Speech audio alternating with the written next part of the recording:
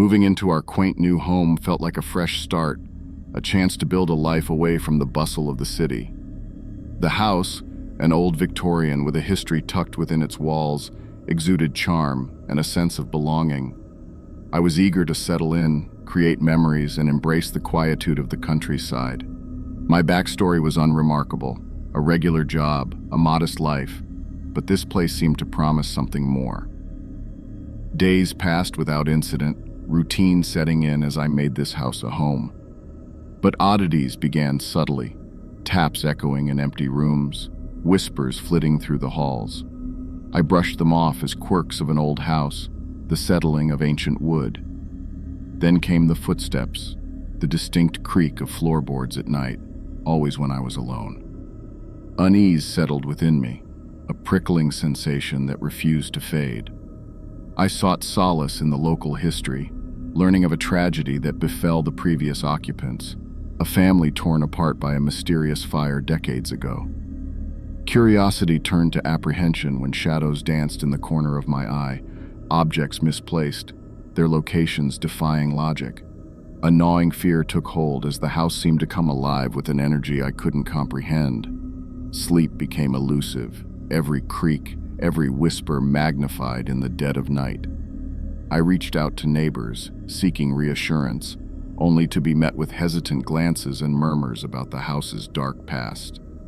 The turning point arrived on a stormy night when shadows materialized into spectral figures, their anguished visages a haunting echo of the tragedy that befell this place. I fled, abandoning the house and its secrets, haunted by the lingering echoes of a past that refused to stay buried.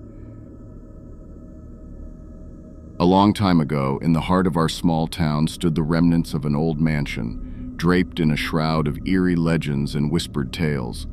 Curiosity lured me, a typical teenager with a penchant for adventure, into the depths of this abandoned edifice. My backstory?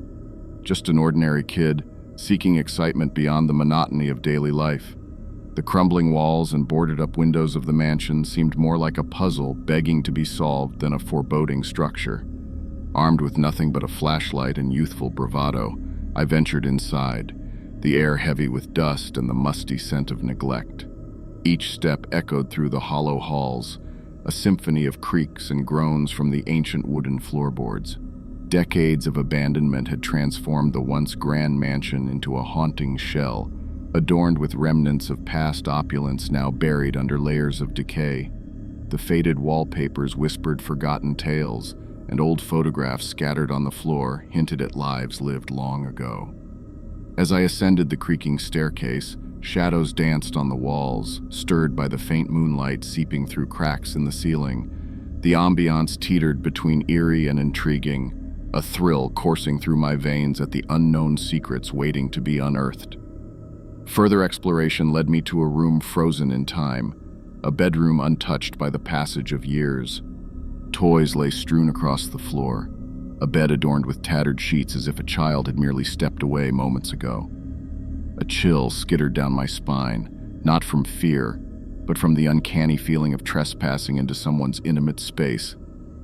The night pressed in, swallowing the feeble light of my torch, casting elongated shadows that seemed to dance with a life of their own. My heartbeat quickened, not from any spectral presence, but from the relentless silence that enveloped the room, broken only by the whispers of wind slipping through cracked windows.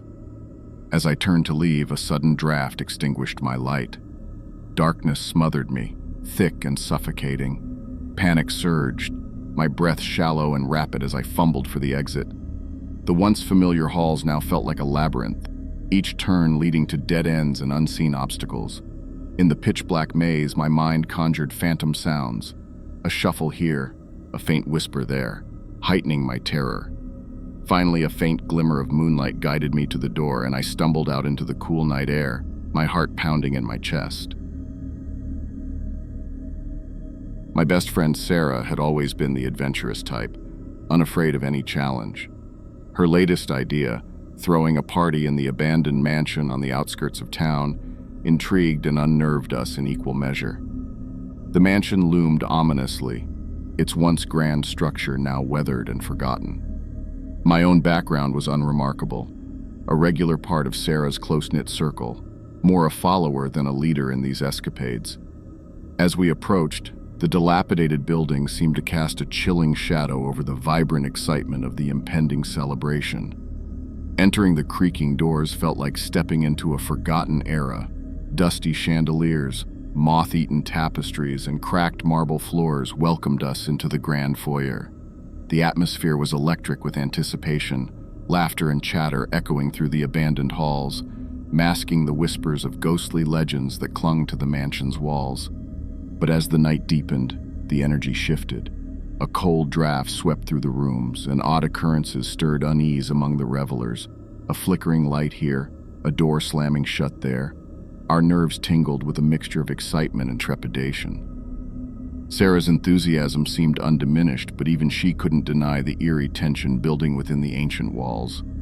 I found solace in conversation, attempting to dismiss the inexplicable feelings creeping up my spine.